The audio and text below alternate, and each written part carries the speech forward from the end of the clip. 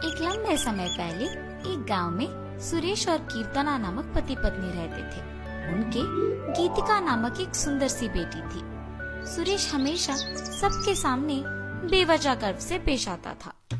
एक दिन शाम के समय में कीर्तना उनके घर पे वड़ा पाव बनाती है। कीर्तना, तुम्हारे हाथ का ये वड़ा पाव सच में बहुत स्वादिष्ट है। और इतने में उनके घर सुरेश के रिश्तेदार आते हैं। अरे सही समय पे आए हैं, मेरी बीवी अभी अभी गर्मा गर्म वड़ा पाव बना रही है, बहुत स्वादिष्ट है। कीर्तना, जरा मेरे रिश्तेदारों के लिए भी वड़ा पाव बना के ले आना। जी अभी लाई। ये कह के गर्मा गर्म वड़ा पाव बना के वहाँ लाती है और उनके रिश्तेदारों को परोसती है। उनके रिश्तेदार उसे खाने के बाद कहते हैं, सुरेश, तुमने ठीक कहा, हम वाकई ही सही समय में आए हैं, वरना इतने स्वादिष्ट वड़ा पाव हम नहीं खा पाते। मेरी बीवी जब भी वड़ा पाव बनाती है ऐसे ही एकदम स्वादिष्ट वाले ही बनाती है, इसीलिए जितने भी बार बनाती है मैं उन्हें उतने ही प्यार से खाता हूँ। हाँ, बात तो सही है, इतने स्वादिष्ट वड़ा पाव तो कोई आसानी से नहीं बना सकता। अगर तुम्हारी बीवी ने दुकान लगाया तो लोग खरीद के खाएंगे ने। हाँ नरेश, अगर मैं इतना स्वादिष्ट वड़ा पाव बनाती तो पक्का दुकान लगा देती। अगर मैं अपनी बीवी के साथ एक वड़ा पाव का दुकान शुरू करूँगा तो सभी वही आके खाएंगे और उन्हीं स्वादिष्ट वड़ा पाव के बारे में सारा गांव बात करेगा। ये एक अच्छा सोच है। ऐसे ही उसके रिश्तेदारों के जाने के बाद भी उसी विचार के बारे में सोचते रहता है। तब कीर्तना को नजर आता है कि उसके पति किसी सोच में पड़े हैं। उनके पास जाकर कहती है, क्या हुआ जी, किस चीज के बारे में इतना सोच रहे हैं आप? कीर्तना, तुमने तो सुना है ना कि मेरे रिश्तेदारों ने क्या कहा, हम हमारे घर के सामने ही एक वड़ा पाव का दुकान लगाएंगे। तब मेरे रिश्तेदारों के ही तरह इस गांव के सारे लोग उसी के बारे में बात करेंगे। ठीक है, आपके विचार के अनुसार ही हम वड़ा पाव बना के बेचेंगे, लेकिन आपको अब से ऐसे बेवजह गर्व की बातें करना बंद करना पड़ेगा। अगर आप इसी बात को मानकर अपने बर्ताव को बदलने का वचन देंगे तो ही हम ये व्यापार शुरू करेंगे। हाँ, अब अगर मैं अपनी बीवी की बातों को नहीं मानूंगा तो वो शायद व्यापार शुरू करने के लिए नहीं मानेगी और मेरे ख्यालों के अनुसार कुछ नहीं होगा। ठीक है कीर्तना, तुम्हारी इच्छा के ही अनुसार मैं अपना बर्ताव बदलूंगा। हम कल से ही वड़ा पाव बना के बेचेंगे। और ऐसे ही वो बाहर जाकर वड़ा पाव की तैयारी के लिए जरूरी सामग्री लेकर आता है और अगले दिन नरेश उनका दुकान शुरू करके उसकी बीवी को वड़ा पाव बनाने के लिए कहता है। कीर्तना उसके पति के बातों के अनुसार ही वड़ा पाव बनाना शुरू करती है।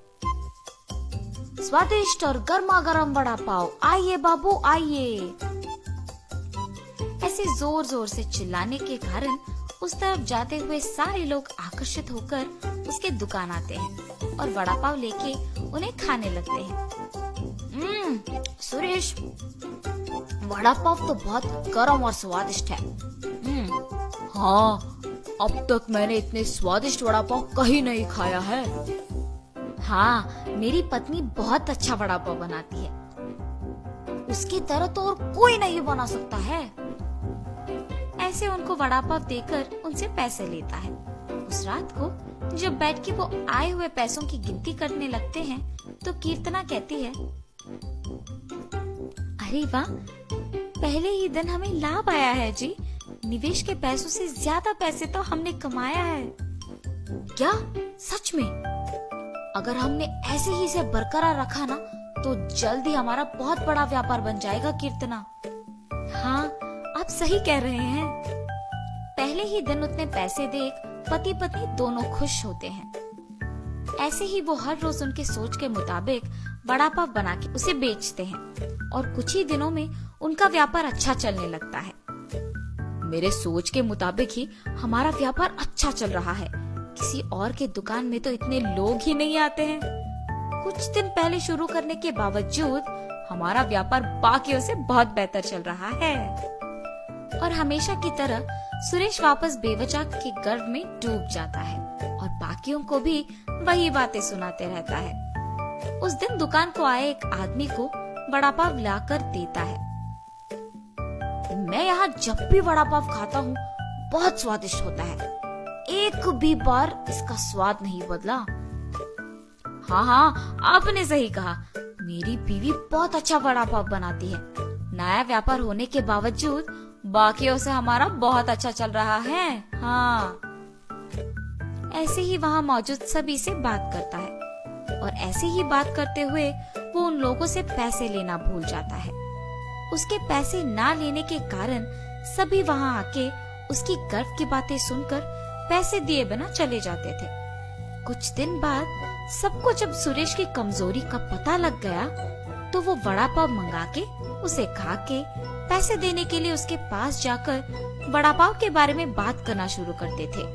सुरेश उनके बातों में पड़ के गर्व की बातें करता था और उनसे पैसे लेना भूल जाता था और कुछ देर बाद वो लोग वहाँ से पैसे दिए बिना चले जाते थे।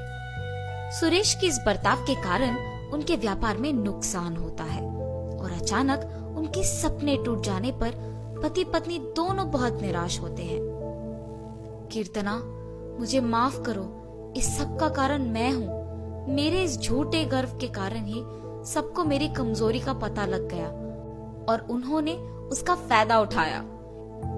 इसीलिए हमें अब नुकसान भुगतना पड़ रहा है। ऐसे कह के बहुत दुखी होता है। आपको अपनी गलती का एहसास हो गया, बस ये काफी है। अब से हम हमारा व्यापार ढंग से चलाएंगे। ठीक है कीर्तना। और तब से पति पत्नी दोनों उनका वड़ा पाव का व्यापार बहुत अच्छे से चलाते हुए खुश रहते हैं।